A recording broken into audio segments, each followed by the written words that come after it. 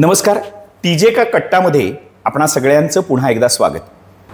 आज पंडित दीनदयाळ उपाध्याय यांची जयंती आणि या निमित्तानेच यांच्यावर अधिकारवाणीने भाष्य करणारे डॉक्टर प्रशांत साठे आपल्याकडे आलेले आहेत. सर नमस्कार. नमस्कार. या पॉडकास्टमध्ये आपलं मनपूर्वक स्वागत. दीनदयाळ उपाध्याय यांनी आपल्याला एकात्मिक मानववाद किंवा एकात्मिक मानवता असा एक नवीन पैलू त्या काळामध्ये सांगितलेला होता आणि याविषयीच भाष्य करण्यासाठी आणि एकूणच आपणा सगळ्यांना अवगत करण्यासाठी या कॉलेज कट्टामध्ये टीजे का कट्टामध्ये आपणा सगळ्यांचं पुन्हा एकदा स्वागत करतो. साठे सरांचं स्वागत करतो. साठे सरांचा परिचय जो आहे तो गेली 34 वर्ष ते शिक्षण क्षेत्रामध्ये काम करतायत. त्यांच्याकडे 14पेक्षा जास्त विद्यार्थी PhD झालेले आहेत आणि काही MPhil झालेले आहेत. 7पेक्षा जास्त पुस्तकं त्यांनी स्वतः लिहिलेली आहेत आणि अखिल भारतीय विद्यार्थी परिषदेचे खंदे कार्यकर्ते म्हणू नये खरं तर, कारण आता ते उच्च पदावर काम करतायत, पण कार्यकर्तापासून तर सगळ्या पदांवर काम करत करत आत्ता राष्ट्रीय पातळीवर अखिल भारतीय विद्यार्थी परिषदेमध्ये ते काम करतात. उत्तम वक्ता, उत्तम प्राध्यापक, उत्तम शिक्षक अशी त्यांची ओळख आहे आणि विद्यार्थ्यांमध्ये अत्यंत प्रिय असलेल्या या व्यक्तिमत्वाचं मी मनपूर्वक स्वागत करतो. सर पुन्हा एकदा तुमचं स्वागत. धन्यवाद. मी आपणास विनंती करतो की पंडित दीनदयाळ उपाध्याय यांच्याविषयी, यांच्या जीवनचरित्राविषयी आणि एकूणच त्यांनी जो एकात्मवाद आपल्याला सांगितलेला आहे याविषयी आपण श्रोत्यांना अवगत करावं.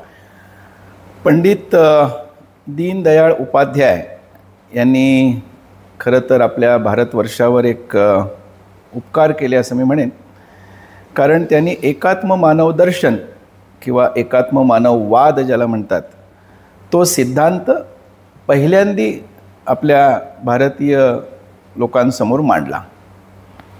खरं तर त्याने तो निर्माण केला नाही किंवा त्याने ते निर्माते नाही आहेत. हा आपला मूल भारतीय विचार आहे, हा आपला मूल सांस्कृतिक विचार आहे. तो त्यांनी 1965 साली समाजासमोर उलगडून दाखवला. हे त्यांचं महत्त्वाचं वैशिष्ट्य आहे. म्हणजे एका अर्थाने एकात्म मानववादाचे निर्माते किंवा एकात्म मानववाद सिद्धांत आपण ज्याला म्हणतो त्याचे निर्माते असं आपण पंडित दीनदयाळ उपाध्यायांकडे बघून चालणार नाही, कारण हा आपला मूल विचार हजारो वर्षापासून होता आहे, ह्याही पुढे राहील. फक्त तो त्यांनी सूत्ररूपाने 1965 साली समाजासमोर आणला. हे मात्र त्यांचं वैशिष्ट्य आहे. त्यांचं जीवनचरित्रचा विषय तुम्ही काढल्यामुळं सर दुर्दैवाने त्यांना अतिशय कमी आयुष्य लाभलं. 51 वर्षाचं आयुष्य लाभलं आणि त्यांचा जन्म आणि त्यांचा मृत्यू ह्या मधल्या काळामध्ये केवळ समाजासाठीच झटणं काय असतं हे जर आपण दीनदयाळजींच्या आयुष्याकडे बघितलं तर आपल्याला कळेल. ज्याला राष्ट्रीय स्वयंसेवक संघाचे प्रचारक म्हणून त्यांनी आयुष्यभर एका अर्थाने आपलं दायित्व निभावलं आणि ज्यावेळेस त्यांनी हा सिद्धांत मांडला, ज्यावेळेस हे दर्शन आपण म्हणतो एकात्म मानव दर्शन असं नावाने प्रसिद्ध आहे, हा जेव्हा त्यांनी सिद्धांत मांडला त्यावेळेस त्यावेळच्या जनसंघाचे ते पदाधिकारी होते, अध्यक्ष होते, कार्यकर्ते होते. म्हणजे श्यामाप्रसाद मुखर्जी बरोबर. आता आपण ज्याला भारतीय जनता पक्ष म्हणतो त्या भारतीय जनता पक्षाचं मूळ जे नाव आहे ते आहे जनसंघ, भारतीय जनसंघ. त्या जनसंघाचे ते जनसंघामध्ये काम करत असताना राजकीय जीवनामध्ये सर्वच स्तरावरील लोकांना आणि जनसामान्यांना एकात्म मानव दर्शन कळावं, एकात्म मानववाद काय आहे हा कळावा म्हणून त्यांनी 22, 23, 24 आणि 25 एप्रिल 1965 ह्या वर्षी हे 4 वेगवेगळी सिद्धांत मांडलेले आहेत किंवा 4 वेगवेगळे विषय समाजासमोर आणलेले आहेत. मी थोडंसं आपल्या प्रश्नाला पुढं नेताना सर, कारण त्यांचं जीवनचरित्र जर आपल्याला समजून घ्यायचं असेल तर त्यांची बौद्धिक प्रगल्भता आणि बौद्धिक क्षमता काय होती आपल्याला कळलं पाहिजे. हो. त्यांनी 22 एप्रिल 1965 राष्ट्रवाद की सही कल्पना हा विषय मांडला. आपण आता सांस्कृतिक राष्ट्रवाद, राष्ट्र असे जे शब्द वापरतो, तर राष्ट्र म्हणजे नेमकं काय आहे, राष्ट्रवाद कशाला म्हणतात, सांस्कृतिक राष्ट्रवाद कशाला म्हणतात, याची एक सखोल मांडणी त्यांनी 22 तारखेच्या बौद्धिकामध्ये व्याख्यानामध्ये केली. 23 तारखेला ज्याच्यासाठी आता आपण एकत्र झालो आहोत असं म्हणूया, एकात्म मानव दर्शन, 23 एप्रिल 1965ला त्यांनी एकात्म मानव दर्शन हा सिद्धांत समाजासमोर आणला किंवा मांडला आपण म्हणू, जो आपला मूळ मगाशी मी म्हणलं तसं भारतीय विचार होताच. याचा पुढचा भाग जो आहे 24 तारखेला 24 एप्रिलला व्यष्टी समष्टी में समरसता, हिंदीमधली बौद्धिक होती त्यामुळे हिंदी भाषेमध्ये ह्याची मांडणी झाली. व्यष्टी समष्टी में समरसता, व्यष्टी म्हणजे व्यक्ती, समष्टी म्हणजे समाज. बरोबर. व्यक्ती आणि समाजामध्ये समरसता कशी असली पाहिजे, भारतीय समाजामध्ये ती समरसता कशी होती आणि भारतीय समाजामध्ये आत्ताच्या काळात म्हणजे तेव्हाच्या काळात, आत्तासुद्धा ते लागूच आहे पण तेव्हाच्या काळात सुद्धा समरसतेची कशी आवश्यकता आहे याची एक सखोल मांडणी त्यांनी व्यष्टी समष्टी में समरसता या 24 एप्रिलच्या आपल्या मांडणीमध्ये केली. आणि सगळ्यात महत्त्वाचं म्हणजे आत्ताच्या काळात what is the relevance of एकात्म मानव दर्शन इन टुडेज एरा असं जर आपण म्हणलं तर 25 एप्रिलला जी त्यांनी मांडणी केली ती खरी तर आता एका अर्थाने समाजासमोर येणं आवश्यक आहे असं मला वाटतं. त्यांनी 25 एप्रिलचं त्यांचं शीर्षक म्हणू आपण किंवा व्याख्यानाचा विषय आपण म्हणू किंवा बौद्धिकाचा विषय आपण म्हणू, तो होता राष्ट्रीय जीवन के अनुकूल अर्थरचना. म्हणजे आज आपलं राष्ट्र ज्या दिशेने जात आहे, मी आज म्हणत असताना 65 सालचं म्हणतो आहे, बरोबर, पण 65 सालचं आणि आज असं दोन्ही आपण कंपॅरिझन 100% करू शकतो.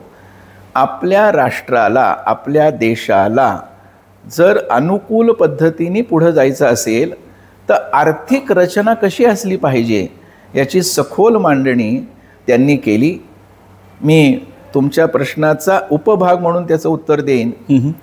आजच्या काळात सुद्धा 2025 मध्ये सुद्धा पंडित दीनदयाळ उपाध्याय यांनी आपला विचार जो आर्थिक विचार आहे, सामाजिक विचार आहे, राजकीय विचार आहे आणि शैक्षणिक विचार आहे, या विचाराची जी मांडणी केली त्यामध्ये आर्थिक विचार जो आहे तो एका अर्थाने आत्ता आपल्या देशामध्ये केंद्र स्तरावर आणि राज्य स्तरावर सुद्धा त्याचं क्रियान्वयन होतं आहे, त्याचं इम्प्लिमेंटेशन होतं आहे.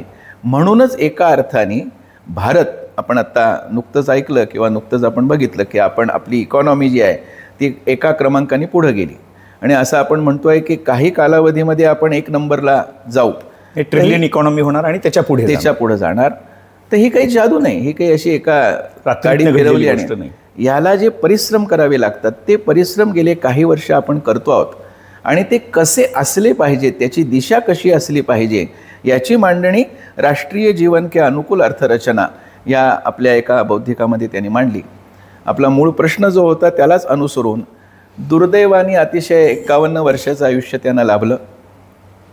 जन्म माणसाचा आणि मृत्यू हे दोन्ही ठरलेले असतात असं आपण म्हणतो, पण हे वाक्य थोडंसं त्यांच्या बाबतीत मला वेगळ्या अर्थाने मांडायचं आहे की नैसर्गिक मृत्यू आपण समजू शकतो, पण पंडितजींना ज्या पद्धतीने मृत्यू आला तो मृत्यू भारतीय परंपरेच्या दृष्टीने अतिशय विखार किंवा अतिशय त्रासदायक असा आहे. कारण एका अर्थाने त्यांचा खूनच झाला असं आपण म्हणू, ते बेगुसराय रेल्वे स्टेशनवर, पण तो विषय वेगळा आहे, तो आत्ता आपण इथं मिक्स करायला नको. पण दुर्दैवी मृत्यू झाला एवढं नक्की. सांगण्याचा मुद्दा एवढा की 51 वर्षाच्या आयुष्यामध्ये अतिशय म्हणजे ते गेल्यानंतर त्यावेळचे राजकीय पक्ष, काँग्रेस असेल, कम्युनिस्ट पार्टी असेल, यांच्या दिग्गज लोकांनी सुद्धा म्हणलं की अजात शत्रू आपण गमावलेला आहे किंवा एक भारतीय तत्त्वज्ञानाचा सखोल चिंतन करणारा अधिकारी आपण गमावलेला आहे. हे त्यावेळच्या एका अर्थाने राजकीय विरोधकांनी सुद्धा मांडणं हे मला असं वाटतं आत्ताच्या काळामध्ये सुद्धा महत्त्वाचं आहे. नंबर 1 आणि नंबर 2, ते ज्या पद्धतीने म्हणजे ज्या कार्यकाळात आवश्यकता असताना गेले हे एका अर्थाने आपलं नुकसान आहे. माणूस कितीही असला तरी आवश्यकता असते आपण म्हणतो, परंतु 51 वय हे काही जाण्याचं वय नाही. अजून ते जर काही वर्ष असते तर मला असं वाटतं ही जी त्यांनी धोरणं सांगितली, ही जी त्यांनी योजना सांगितली, ही क्रियान्वित करण्याची एक संधी आपल्याला मिळाली असती किंवा आपण ती घेतली असती तर आजच्यापेक्षा सुद्धा आपला भारत देश 10 टप्पे पुढं गेला असता असं मला वाटतं. इतकं त्यांचं एक मूलभूत योगदान भारतीय संस्कृती, भारतीय परंपरा, भारतीय ज्ञानपरंपरा, भारतीय इतिहास, भारतीय आर्थिक विचार, भारतीय सामाजिक विचार, भारतीय राजकीय विचार, भारतीय शैक्षणिक विचार अशा सर्व स्तरावर त्यांचा अभ्यास होता. हे तुमच्या मूळ प्रश्नाचं उत्तर आहे.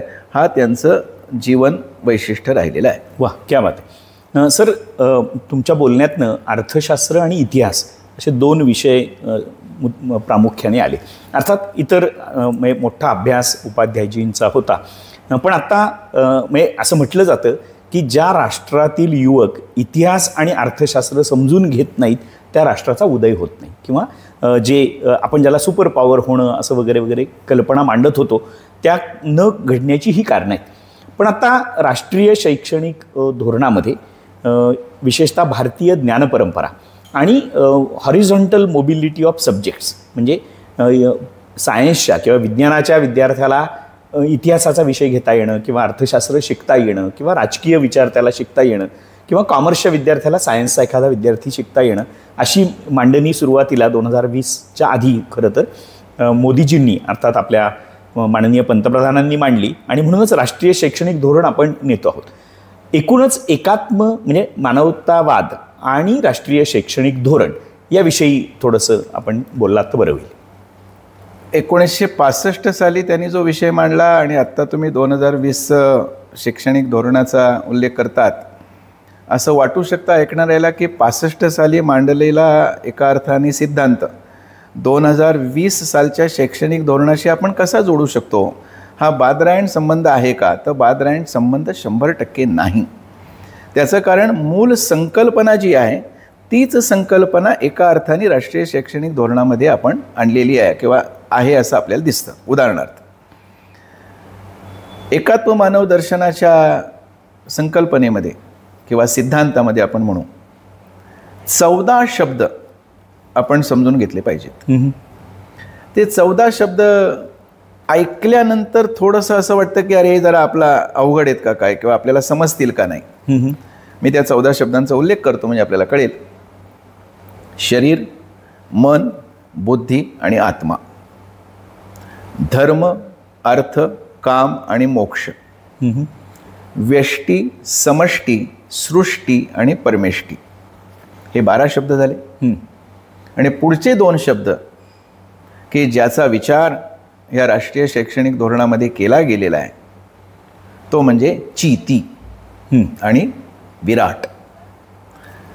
समाजाची चीती आणि समाजाचा विराट, व्यष्टी, समष्टी, सृष्टी, परमेष्टी, धर्म, अर्थ, काम, मोक्ष आणि शरीर, मन, बुद्धी, आत्मा. मी उलट गेलो, रिव्हर्स इंजिनिअरिंग गेलो. शरीर, मन, बुद्धी, आत्मा इथपर्यंत आपल्याला थोडंसं ऐकलेले शब्द आहेत, अध्यात्माकडे जाणारे आपण वाटतात असं वाटतात. बरोबर. पण जसं आपण धर्म, अर्थ, काम, मोक्ष, व्यष्टी, समष्टीकडे जातो तसं वाटतं की अरे बापरे, हे थोडंसं काहीतरी हे आपली बस की बात नाही आहे. आपल्याला फिलॉसॉफी वाटते आणि आपण एक 4 हात दूर राहिलेलंच बरं. दुर्दैवाने गेले 60 वर्ष हेच झाल्यामुळं हा सिद्धांत तशा अर्थाने क्रियान्वित झाला नाही, बाजूला राहिला. पण मी तुम्हाला, आपणही बघू शकता यूट्यूबवर ते उपलब्ध आहे. प्रधानमंत्री आदरणीय नरेंद्र मोदींनी 15 साली ज्यावेळेस ते पहिल्यांदा पंतप्रधान झाले 14-15, पार्लमेंटमधलं त्यांचं दुसरं भाषण आपण ऐकायला हरकत नाही. होय. त्या दुसऱ्या भाषणाच्या सुरुवातीला त्याने असं म्हटलं होतं की या पुढील माझ्या सरकारची धोरणं ही एकात्म मानव दर्शनाच्या आधारावर असतील. वा. त्यानंतर त्यांनी त्याचा उल्लेखही केला नाही, पण त्यांनी त्यांची लाईन ऑफ ॲक्शन सांगितली की माझी धोरणं कुठल्या सिद्धांतावर आधारित असणार आहेत. वा. आज गेले 10 वर्ष 11 वर्ष भारतामधला हा जो एक आर्थिक बदल, शैक्षणिक बदल, कारण आता आपण त्याच्यावर मर्यादित राहू, हे जे बदल झालेले आहेत त्या बदलाचं मूळ स्रोत जर काही असेल तर ते एकात्म मानव दर्शनचा त्यांचा मूळचा सिद्धांत. राष्ट्रीय शैक्षणिक धोरणामध्ये मगाशी तुम्ही अगदी योग्य पद्धतीने उल्लेख केलात की मल्टीडिसिप्लिनरी एज्युकेशन, इंटरडिसिप्लिनरी एज्युकेशन असं सगळं आलेलं आहे. खरं तर मल्टीडिसिप्लिनरी एज्युकेशन, इंटरडिसिप्लिनरी एज्युकेशन हे जे आपण म्हणतो किंवा ज्याला आपण बायलिंग्वल एज्युकेशन म्हणतो भाषेच्या दृष्टीने, ही सगळी आपला मूळ स्वभावच आहे. हा सगळा आपली मूळ वृत्तीच आहे याची मांडणी पंडितजींनी केली होती. वा. म्हणजे उदाहरणार्थ आत्ता आपण म्हणतो की आर्ट्सवाल्यांनी कॉमर्सचा विषय घ्यायचा, कॉमर्सवाल्यांनी सायन्सचा विषय घ्यायचा, सायन्सवाल्यांनी इंजिनिअरिंगचा विषय घ्यायचा आणि आपण त्याला एक चांगला स्ट्रक्चरमध्ये बसवलेला आहे. पंडितजींचं म्हणणं असं होतं की आपला समाज हा एकात्मिक आहे. एक शब्द आपण नेहमी ऐकतो, जे पिंडी ते ब्रह्मांडी असा एक शब्द आहे. म्हणजे एका व्यक्तीला जे लागू होतं तेच समाजाला लागू होतं, तेच सृष्टीला लागू होतं, तेच परमेष्टीला लागू होतं. किंबहुना अशी आपली धारणा आहे की व्यक्ती गेल्यानंतर सुद्धा, अशी आपली भावना आहे, आपण त्याचं एका अर्थाने पूजन करतो, एका अर्थाने त्याचं ज्याला आपण म्हणतो ना की आपण श्राद्ध घालतो असं ज्याला म्हणतात. श्राद्ध घालणं म्हणजे काय? त्याच्याबद्दलचा असलेला आदरभाव व्यक्त करणं, इतरांबद्दलचा आदरभाव व्यक्त करणं. ही भारतीय ज्ञान परंपरा त्यांनी त्यांच्या सिद्धांतामध्ये मांडली. असं जर मी आता म्हटलं की तुम्ही तुमचं शरीर घेऊन या पण तुमचा हात बाजूला ठेवून घ्या, तर तुम्हाला येता येणार नाही. तुम्ही तुमचं शरीर आणा पण तुमचं मन बरोबर आणू नका, तर तुम्हाला येता येणार नाही. तुमची शरीर आणि मन बरोबर असू दे पण तुम्ही बुद्धी थोडीशी बाजूला ठेवा, तर ते शक्य नाही.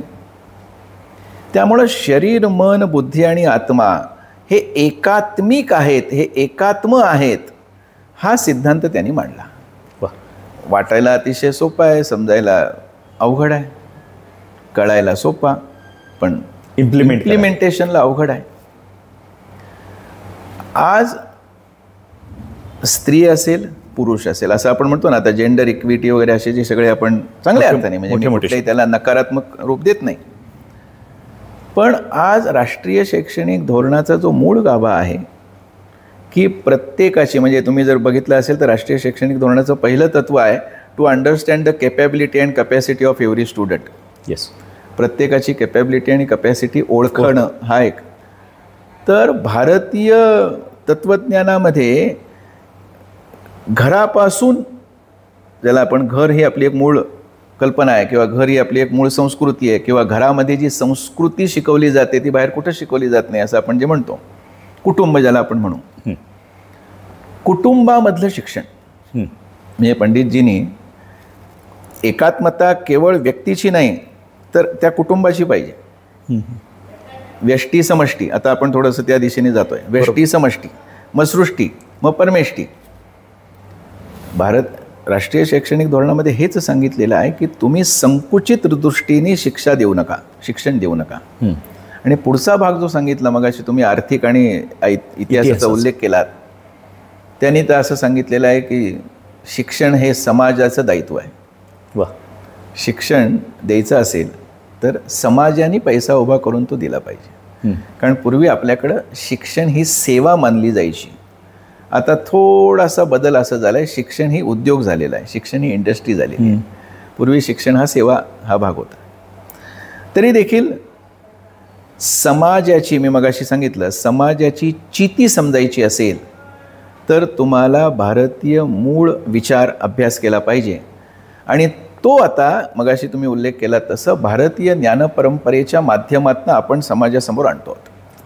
म्हणून एकात्म मानव दर्शन हा सिद्धांत बादरायण संबंध न आणता त्यावेळी जो मांडला तो आत्ता धोरणकर्त्यांनी, राष्ट्रीय शैक्षणिक धोरणाचे जे धोरणकर्ते आहेत त्यांनी एका वेगळ्या अर्थाने आपल्या पॉलिसीमध्ये बसवलेला आहे. आणि तो आपण आता पुढं नेत आहोत. आणि त्यामुळं आज जगामध्ये 200च्या आसपास देश आहेत आपल्याला. ह्या 200च्या आसपास देशांपैकी आपल्याला माहिती आहे, एक उदाहरण म्हणून मी सांगतो, 174 देशांमध्ये, एखादा प्लस मायनस असेल, मी आकडेवारीमध्ये चूक असेल, पण 174 173 अशी आकडा आहे.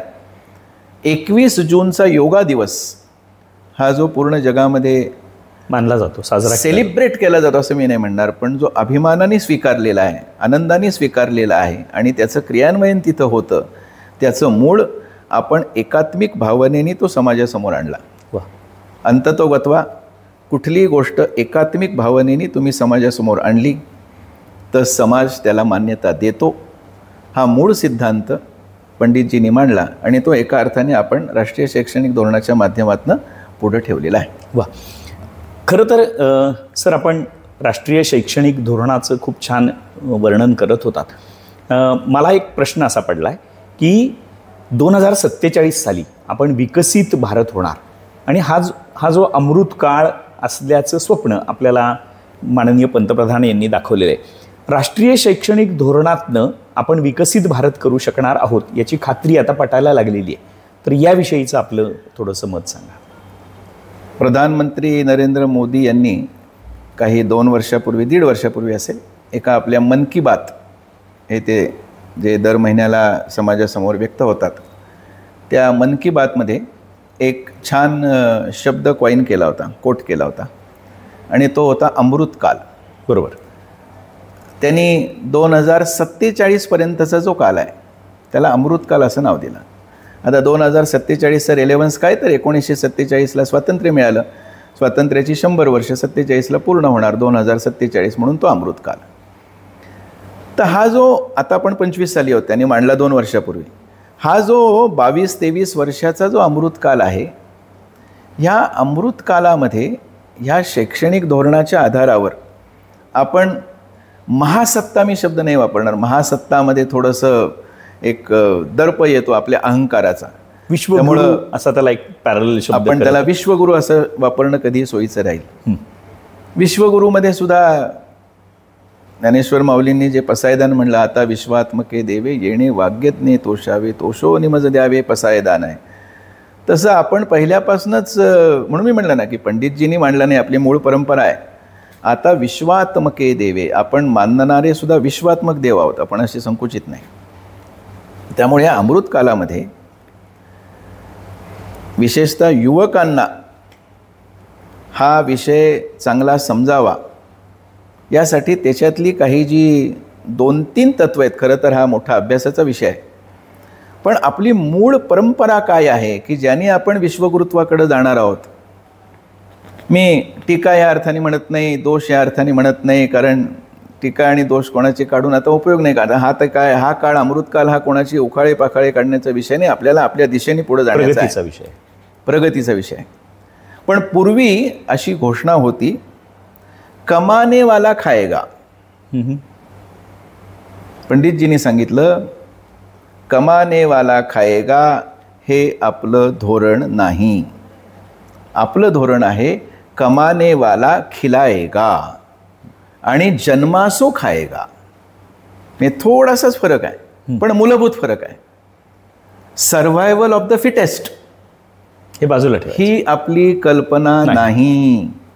असं बिंबवलं जातं, तळी राखील तो पाणी चाखेल. आणि आपण सुद्धा पहिल्यापासून असं गेले 45 वर्ष शिकत आलो की सर्व्हायव्हल ऑफ द फिटेस्ट. भारतीय समाजाची धारणा, ज्याचा स्पष्ट उल्लेख एकात्म मानवदर्शनमध्ये आहे, ज्याचा स्पष्ट उल्लेख एका अर्थाने राष्ट्रीय शैक्षणिक धोरणामध्ये सुद्धा आहे, सर्व्हायव्हल ऑफ द विकेस्ट. वा.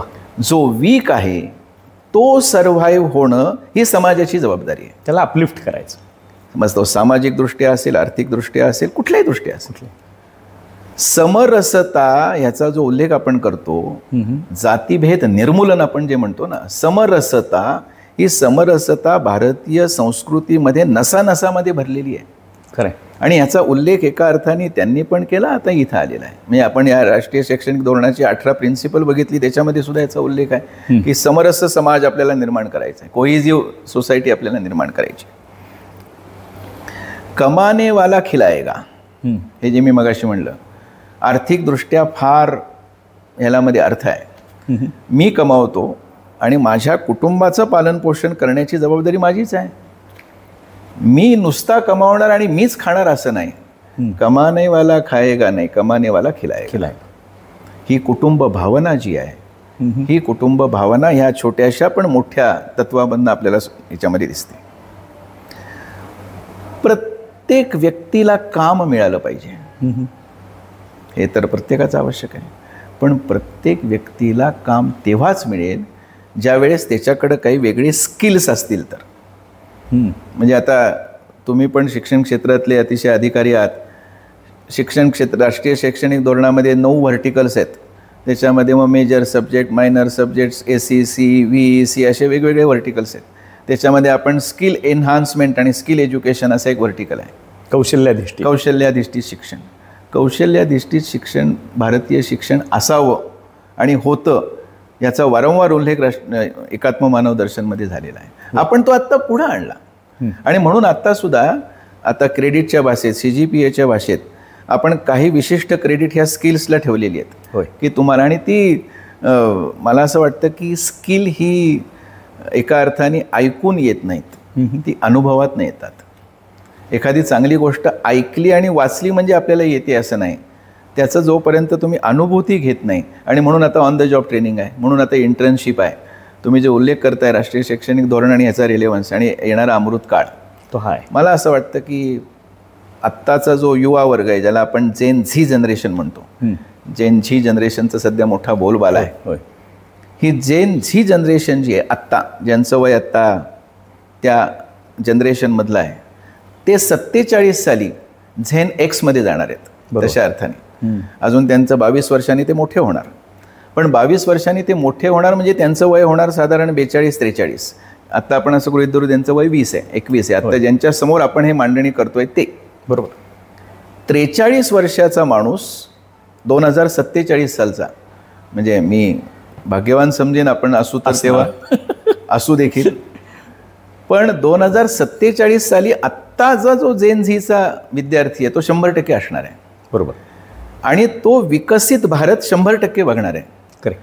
पण तो विकसित भारत बघणार म्हणजे स्वप्नाळू भारत बघणार नाही किंवा स्वप्नामध्ये बघणार नाही, तो प्रत्यक्षामध्ये बघेल. कारण गेले 10 वर्ष आपण या सिद्धांताच्या आधारावरची धोरणाची क्रियान्वयनाचा अनुभव तो घेतो आहे. मग ते आर्थिक असेल, ते सामाजिक असेल, ते राजकीय असेल किंवा ते शैक्षणिक असेल. एक शब्द मी आपल्याला सांगतो, राजकारण म्हणल्यानंतर सगळ्यांचाच दृष्टिकोन असा एक असं झालेला आहे की अरे नको राजकारण, आय हेट पॉलिटिक्स, असं एक स्वाभाविक भावना अशी झाली आहे. पंडितजींनी फार सुंदर शब्द वापरला. उदाहरणार्थ एखादा व्यक्ती राजकारणामध्ये आहे असं आपण म्हणलं की त्याच्याकडं बघण्याचा एक वेगळा दृष्टिकोन तयार होतो. दुर्दैव आहे पण सत्य आहे. पण तो व्यक्ती राष्ट्रकारणामध्ये आहे वा असं जर आपण बघितलं तर आपण त्याच्याकडे बघण्याचा दृष्टिकोनच बदलतो. खरं. म्हणजे ही व्यक्ती राजकारण करत नाही, ही व्यक्ती राष्ट्रकारण करते. पंडितजींना राजकारणामध्ये राष्ट्रकारण हे अपेक्षित होतं. राष्ट्र प्रथम हे ॲटिट्यूड तुम्ही ठेवा, मग तुमचा पक्षीय दृष्टिकोन असू शकतो. म्हणून त्याने एक शब्द फार छान वापरला, दलगत राजनीति के ऊपर उठकर हमें कार्य करना है. आपल्याला पक्षीय राजकारणाच्या पासून बाजूला जाऊन वर उठून, ज्याला म्हणतात ऊपर उठकर, आम्ही कार्य करणार आहे. म्हणून मगाशी मी उल्लेख केला की पंडितजी गेल्यानंतर सर्व पक्षाच्या लोकांनी त्यांना श्रद्धांजली वाहिली आणि अतिशय आदराने व्यक्त केलं. त्याचं कारण राजकारणाकडे ते राष्ट्रकारण म्हणून बघायचे. आणि म्हणून मला असं वाटतं की 65 सालचा सिद्धांत 2015 साली आपण खऱ्या अर्थाने क्रियान्वित करायला सुरुवात केली. तो 65 सालचा सिद्धांत त्याच वेळी किंवा त्यानंतर काही काळाने तो जर इम्प्लिमेंट झाला असता आर्थिक क्षेत्रात, सामाजिक क्षेत्रात, राजकीय क्षेत्रात आणि शैक्षणिक क्षेत्रात, तर मला असं वाटतं आपण आत्ता 47 साली विश्वगुरूची जी आत्ता भाषा करतो आहोत किंवा उद्दिष्ट ठेवलेलं आहे ते आधीच आलं असतं. पण इतिहासाला आपल्याकडं वेळ यावी लागते. तर त्या दृष्टीने आपण आत्ता त्याचा एक चांगला, पण पंडितजींकडं ते राष्ट्रीय स्वयंसेवक संघाचे होते, ते प्रचारक होते, ते जनसंघाचे होते. ह्या एका तशा संकुचित अर्थाने बघू नये असं मला वाटतं. अतिशय ज्ञानी व्यक्ती होती. मगाशी मी तुम्हाला उदाहरण दिलं की राजकारण, राष्ट्रकारण ह्याच्यावरनं तुम्हाला कळेल की त्यांची प्रगल्भता किती मोठी होती. आणि सामाजिक, शैक्षणिक, राजकीय. आपली प्रत्येक व्यक्तीला 4 जीवन आहेत ना. तुमचं सामाजिक जीवन आहे, तुमचं आर्थिक जीवन आहे, तुमचं शैक्षणिक जीवन आहे. ह्या प्रत्येक जीवनाच्या टप्प्यावर भारतीय मूलभूत विचाराच्या आधारावर तुम्ही जर पुढे गेलात, आणि भारतीय मूलभूत आधार म्हणजे कर्तव्याचं पालन. धर्म, जो मगाशी मी शब्द सांगितला, धर्म याचा अर्थ कर्तव्य आहे. धर्म म्हणजे हिंदू नव्हे, मुस्लिम नव्हे, ख्रिश्चन नव्हे. धर्म याचा अर्थ कर्तव्य. उदाहरणार्थ, आत्ता तुम्ही प्रश्न विचारत आहात, मी उत्तर देतो आहे. प्रश्न विचारत असताना मी न बोलणं हा माझा धर्म आहे, आणि उत्तर देत असताना तुम्ही न बोलणं हा तुमचा धर्म आहे. आपण दोघांनी आपापले धर्म सोडले, आणि मी बोलत असताना सुद्धा तुम्ही बोलतात, आणि तुम्ही बोलत असताना सुद्धा मी बोलतो आहे. मग आपल्या धर्माच्या पालनामध्ये गडबड झाली. आपण आपल्या धर्माचं पालन करावं, म्हणजे शेवटचा शब्द सांगतो, धर्म, अर्थ, काम आणि मोक्ष. मोक्षाची फार सुंदर व्याख्या पंडितजींना अपेक्षित होती.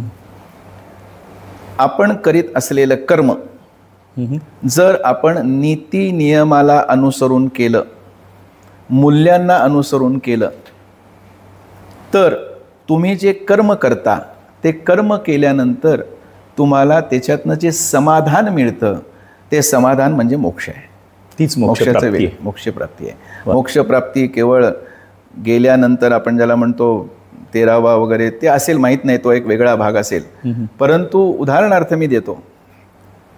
आत्ता मी माझं मांडणी करतोय, माझ्या बुद्धीला जी पटत आहे आणि जे योग्य आहे. पंडितजींचा एक शब्द परत एकदा, युगानुकूल आणि देशानुकूल, अशी त्यांनी 2 शब्द मांडले. जे जे उत्तम उदात्त जे शब्द आहे ना, तसं जे जे चांगलं आहे आणि आपलं आहे ते देशानुकूल करून घ्या, आणि जे परदेशातलं आहे आणि चांगलं आहे ते युगानुकूल करून घ्या. असे युगानुकूल आणि देशानुकूल असे 2 त्यांनी केल्यामुळं तुम्ही बोलत असताना प्रामाणिक असाल, मूल्याधिष्ठित बोलत असाल, कुठल्याही त्याच्यामध्ये एका अर्थाने हिपोक्रसी नसेल, तर जे समाधान तुम्हाला मिळेल ती मोक्षप्राप्ती आहे.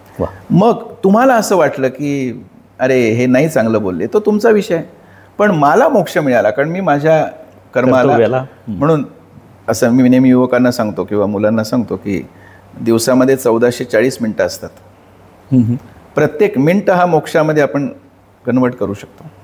कारण तुमचं जे प्रत्येक कार्य आहे ते जर तुम्ही प्रामाणिक केलं, मूल्याधिष्ठित केलं, तुमच्या धर्मानुसार केलं, तुमच्या नियमानुसार केलं, तुमच्या नीतिमत्तेनुसार केलं, तर त्याला कोणी बाधा आणणार नाही आणि तुम्हालाच मोक्ष. म्हणून असं एक म्हणतात ना, मी मला कुठल्या फिलॉसॉफीचं हे नाही करायचं, पण तूच आहेस तुझ्या जीवनाचा शिल्पकार वगैरे, अशी जी नंतर ही तयार झाली, ती आपली मूळ भारतीय सिद्धांत आहे. आणि हा राजकीय जीवनामध्ये सुद्धा आणला पाहिजे, सामाजिक जीवनात सुद्धा आणला पाहिजे. नाही तर हल्ली काय झाले, म्हणजे अनौपचारिक सांगतो, त्याच्यात माझा काही अभिनिवेश नाही किंवा अजिबात आहे, मी सोशल मीडिया वापरत नाही याचा अर्थ माझा विरोध 100% नाही वापरत, वेळ जातो म्हणून. पण मी रोज 10 संपर्क करण्याचा प्रयत्न करतो, व्यक्तिगत भेटण्याचा प्रयत्न करतो. हा माझा विषय. तुम्ही सोशल मीडिया वापरावा, माझी अडचण काहीच नाही. युगानुकूल आणि देशानुकूल राहावं असं पंडितजींनी पण सांगितलं आहे. त्यांच्यावेळी कॉम्प्युटर नव्हते एवढे, मोबाईल तर नव्हताच, पण आता पंडितजी असते तर त्यांनी 100% सांगितलं असतं, मोबाईल वापरा, कॉम्प्युटर वापरा, काहीच हरकत नाही, फक्त त्याच्या आहारी जाऊ नका. म्हणजे आपला धर्म पाळा, म्हणजे आपली कुटुंब व्यवस्था, म्हणजे आपले नागरी नियम, हे जे पंचप्रण आलेले आहेत ते आपण जर पाळले तर मला असं वाटतं देश, मगाशी मूळ प्रश्न जो होता त्याला बगल न देता 2047 साली आपला भारत विकसित होईलच. पण विकसितपेक्षा आता विश्वात्मके देवे हे जे म्हणतात ना, येणे वाग्यज्ञे तोषावे, माऊलींनी जे म्हणलेलं आहे तसं आपल्याला विश्वगुरुत्वाकडं जाण्याची एक मोठी संधी आता आपल्याला मिळालेली आहे. खरं आहे. वसुधैव कुटुंबकम अशी आपली भारतीय परंपरा आहे. आणि तुम्ही पंचप्रणचा अगदी ओझरता उल्लेख केला. आपण शेवटाकडे आत्ता जातो आहोत. नरेंद्रजींनी खरं तर पंचप्रणची कल्पना मांडली आणि त्याच्या आधारावर एकात्मवाद आणि एकूणच मानवतेकडे आपण जातो आहोत. तर ती संकल्पना थोडीशी विस्तृत सांगितली तर. म्हणजे आता आपल्याला याच्यापुढे काहीतरी मार्ग लागतो ना, आपल्याला दिशा द्यावी लागते ना, इम्प्लिमेंट करायला. हां, इम्प्लिमेंट कर, तशी ही दिशा आहे खरं तर. आणि कुठेतरी तुम्हाला एक प्रगल्भ आणि एक होलिस्टिक विचार करून पुढे जावं लागतं. तसं मला असं वाटतं हे पंचप्रणचे 5 बिंदू आहेत. भारतामधल्या 144 कोटी, आता 145 पण झाली असतील माहीत नाही, 144 कोटी लोकसंख्येनी हे पंचप्रणाचं जर क्रियान्वयन केलं तर आपण महासत्ताच्या अर्थाने विश्वगुरू होणार आहोत. पंचप्रण कुठले आहेत? पर्यावरण. पर्यावरण म्हणजे झाडे लावा झाडे जगवा नाही, केवळ तेच नाही. सामाजिक पर्यावरण, सांस्कृतिक पर्यावरण, आर्थिक पर्यावरण, राजकीय पर्यावरण, आंतरराष्ट्रीय, हे पर्यावरणाचे सगळे भाग आहेत. पर्यावरणाचं संरक्षण नंबर 1. नंबर 2, नागरी नियमांचं पालन.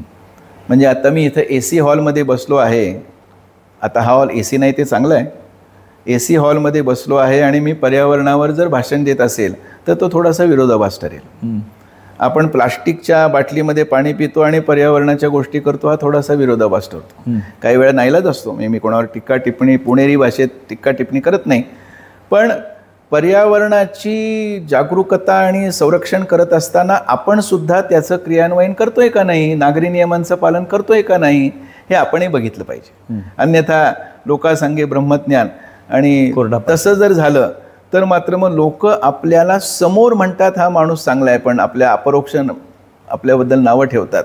आज गेले 60 वर्ष झाली पंडितजींच्या बद्दल अपरोक्ष सुद्धा चांगलंच बोललं जातं, कारण त्यांनी मूळ सिद्धांत मांडला होता. केवळ प्रसिद्धीसाठी त्यांनी विषय मांडला नाही. नागरी नियमांचं पालन हा दुसरा पर्यावरणातला भाग आहे. तिसरा आहे समरसता. समरसता ही शरीर मन बुद्धी आत्मामध्ये असली पाहिजे, धर्म अर्थ काम मोक्षामध्ये असली पाहिजे, व्यष्टी समष्टी परमेष्टी आणि सृष्टीमध्ये असली पाहिजे. ही समरसता त्यांना अपेक्षित होती.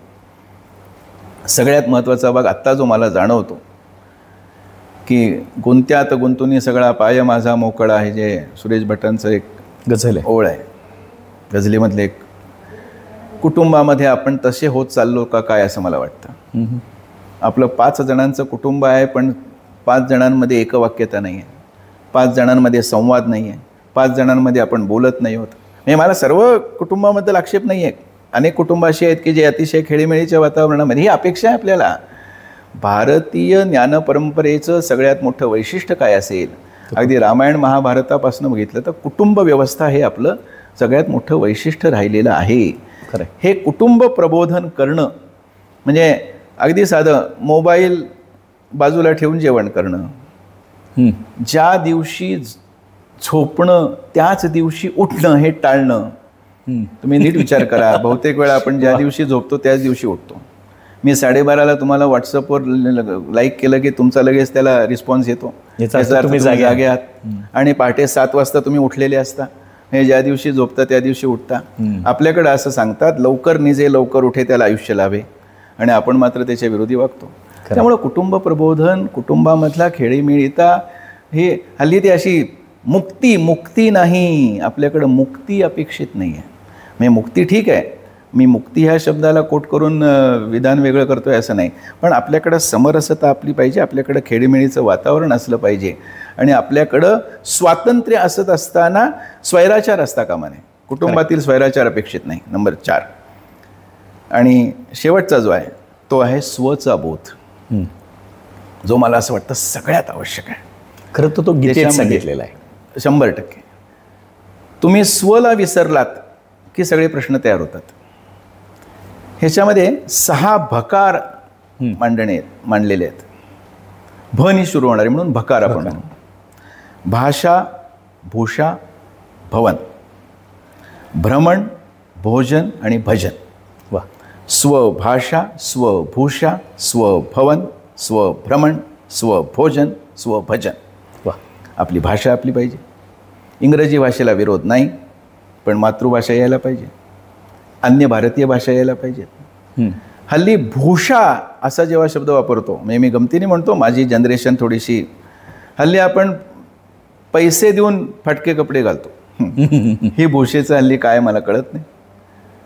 शरीर झाकणं ही आपली भूषेचं किंवा गणवेशाचं वेशाचं वैशिष्ट्य आहे, तर शरीर दाखवणं हे आपलं वैशिष्ट्य नाही, कधीच नाही. ही आपलं संस्कृती नाही, हा आपला स्वत्वाचा विचार नाही. त्यामुळे स्वभाषा, स्वभूषा, स्वभवन, स्वभ्रमण. भारत माझा देश आहे, सारे भारतीय माझे बांधव आहेत. माझ्या देशातल्या समृद्ध आणि विविधतेने नटलेल्या परंपरांचा पायक होण्याची पात्रता. या समृद्ध आणि विविधतेने नटलेल्या परंपरा बघायच्या असतील तर तुम्हाला भ्रमण केलं पाहिजे. नुसतं यूट्यूबवर चॅटिंग करून तुम्हाला देश कळणार नाही. कळणार. तुम्हाला प्रत्यक्ष केल्याने देशाटन पंडित मैत्री सभेत संचार हे जे आपण म्हणतो, भ्रमण केलं नाही तर तुम्हाला देश कळणार नाही. त्यामुळे तुम्ही भ्रमण करा. तुम्ही आपलं भोजन आपलं असलं पाहिजे. पिझ्झा खायला विरोध नाही, पण आपलं जे जेवण आहे भारतीय जेवण, मी शाकाहारी मांसाहारी म्हणत नाही, सात्विक जेवण. म्हणजे मांसाहारी सुद्धा सात्विक पद्धतीने दिलं तर ते सात्विकच आहे, किंवा प्रेमाने दिलं तर ते सात्विकच आहे. आणि शाकाहारी सुद्धा जर तामसी वृत्तीने दिलं तर ते मांसाहारी सात्विक नाही. सांगायचा मुद्दा असा, भोजन हे तुमचं अन्नपूर्णा देवता तुमच्यावर प्रसन्न असली पाहिजे, ही जी आपली भावना आहे ना. आणि म्हणून आपण एका अर्थाने स्वबोध जर प्रत्येकाने सांभाळला ह्या वयामध्ये, 20व्या वर्षापासून त्याच्या मुक्तीपर्यंत, शेवटपर्यंत, तर 2047 साल हे काही मला असं वाटत नाही की ही काही कपोलकल्पित किंवा एक भविष्यवाणी आहे, किंवा ही काही अशी उगाचच विधान केलेलं आहे. It is rational, it is relevant, it is logical. हल्ली असे शब्द वापरले की बरं वाटतं, आणि खरंच आहे. This is logical, this is relevant and this is rational. आणि ह्या जो सिद्धांत आहे तो भारतीय सिद्धांत असल्यामुळं मला असं वाटतं की पंडितजींचा आज जन्मदिन आहे. अतिशय मी आपल्याला धन्यवाद देईन की हा विषय मांडला जावा, याची संधी तुम्ही दिलीत, त्याबद्दल मी आपल्या मनापासून आभारी. वा, क्या बात. खरं तर प्रशांतजी म्हणताना म्हणाले की मी फिलॉसॉफी मांडणार नाही, पण पंडितजींची एकूणच फिलॉसॉफी त्यांनी आपल्याला अतिशय विस्तृत पद्धतीने सांगितली. आणि 65 ते 47 येणारं 47 ह्या संपूर्ण काळाचा, म्हणजे मागच्या काळाचा आणि येणाऱ्या काळाचा सगळा एक सारीपाठ त्यांनी आपल्या सगळ्यांसमोर मांडला. प्रशांतजी, आज तुम्ही इथे आमच्या टीजे का कट्टा या पॉडकास्ट सिरीजमध्ये आलात, त्याबद्दल आमच्या सगळ्यांच्या वतीने तुमचे आभार मानतो, प्रेक्षकांचे आभार मानतो आणि इथे थांबतो. धन्यवाद.